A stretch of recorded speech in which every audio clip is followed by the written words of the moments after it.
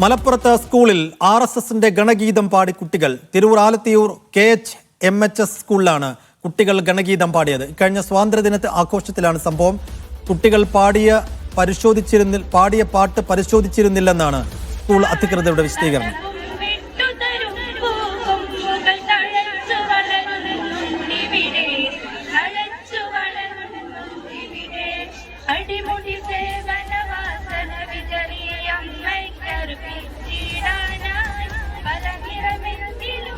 ജംഷീർ കൊടിഞ്ഞി വിശദാംശങ്ങൾ നൽകും. ജംഷീർ, അബദ്ധം പറ്റിയതാണെന്നാണോ പ്രാഥമികമായി മനസ്സിലാകുന്നത്?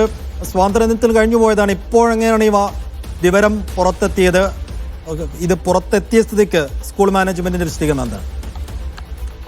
ഇത് ഓഗസ്റ്റ് 15 നടന്ന ഒരു പരിപാടിയാണ്. അബദ്ധത്തിൽ സംഭവിച്ചു പോയതാണെന്നാണ് സ്കൂൾ അധികൃതർ നൽകുന്ന വിശദീകരണം. പ്രത്യേകിച്ച് ഒരു മാനേജ്മെന്റ് സ്കൂൾ കൂടിയാണ്. അതുകൊണ്ട് തന്നെ ഒരു അബദ്ധത്തിൽ ഇത് സംഭവിച്ചു പോയതാണ് എന്നുള്ളതാണ് സ്കൂൾ അധികൃതർ പറയുന്നത്. തിരൂർ ആലത്തിയൂർ KHMHS സ്കൂളിലാണ് ഇത്തരത്തിൽ കുട്ടികൾ രണഗീതം പാടുന്ന ഒരു സാഹചര്യം ഉണ്ടായത്.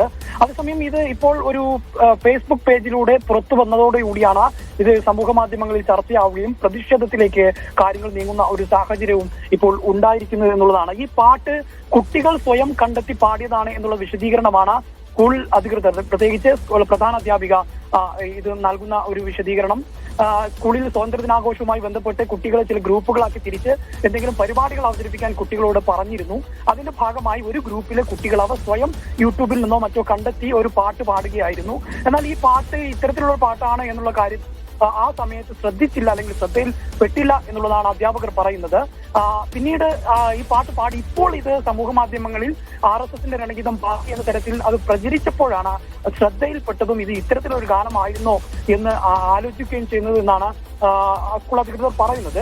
ഇതിനകത്ത് ആരെങ്കിലും നിർബന്ധിപ്പിച്ച് കുട്ടികളെ കൊണ്ട് പാടിപ്പിച്ചു എന്ന് കരുതുന്നില്ല എന്നും പറയുന്നുണ്ട്. അതേസമയം DYFI, SDPI ഉൾപ്പെടെയുള്ള സംഘടനകൾ ഇപ്പോൾ സ്കൂളിൽ വരികയും പ്രതിഷേധം അറിയിക്കുകയും ഈ HMനെ വിരോധിക്കുന്ന അടക്കമുള്ള കാര്യങ്ങളിലേക്ക് നീങ്ങുകയും ചെയ്തിട്ടുണ്ട്. ഇതിന്റെ പരിണിത ഫലമായി ഇപ്പോൾ HM ഈ യുവജന സംഘടനകൾക്ക് ഒരു ഉറപ്പ് നൽകിയിരിക്കുന്നു.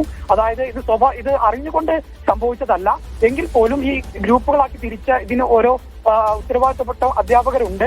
അങ്ങനെ ഏതെങ്കിലും അധ്യാപകർക്ക് ഏതെങ്കിലും തരത്തിൽ ഇതിൽ വീഴ്ച സംഭവിച്ചിട്ടുണ്ടെങ്കിൽ ആ അധ്യാപകർക്കെതിരെ നടപടി ഉണ്ടാകും എന്ന് ഇപ്പോൾ ഈ പ്രതിഷേധം അറിയിച്ചിട്ടുള്ള യുവജന സംഘടനകൾക്ക് രേഖാമൂലം ഇപ്പോൾ പ്രധാന അധ്യാപിക ഉറപ്പ് നൽകിയിട്ടുണ്ട് എന്നുള്ളതാണ്. സ്കൂൾ മാനേജ്മെന്റും അതോടൊപ്പം തന്നെ മറ്റു ആളുകൾക്ക് പറയുന്നത് അത്തരത്തിൽ ഒരു രണഗീതം പാടിപ്പിക്കാനോ അല്ലെങ്കിൽ അതിനെ സപ്പോർട്ട് ചെയ്യുന്ന തരത്തിലുള്ള ഒരു പ്രവർത്തനത്തിന്റെ ഭാഗത്തുനിന്ന് ഉണ്ടാകുന്നതല്ല. ഇതൊരു അബദ്ധവശാൽ കുട്ടികൾ പാടിപ്പോയതാണ്. ആ പാടിയ സമയത്തും അത് ഈ രണഗീതമാണ് എന്ന് നമുക്ക് ശ്രദ്ധയിൽ പെട്ടുപോയിരുന്നില്ല. ഇപ്പോൾ അത് വീണ്ടും വിവാദമായപ്പോഴാണ് അത് ശ്രദ്ധയിൽപ്പെടുന്നത് എന്നുള്ള വിശദീകരണമാണ് ഇപ്പോൾ നൽകുന്നത്. ഒരു ഫേസ്ബുക്ക് പേജിലൂടെ സമൂഹ മാധ്യമങ്ങളിലൂടെയാണ് അത് രണഗീതം ആലത്തൂർ സ്കൂളിൽ രണഗീതം പാടുന്ന തരത്തിൽ ഇപ്പോൾ ഇത് വീണ്ടും പുറത്തു വന്നിരിക്കുന്നത്.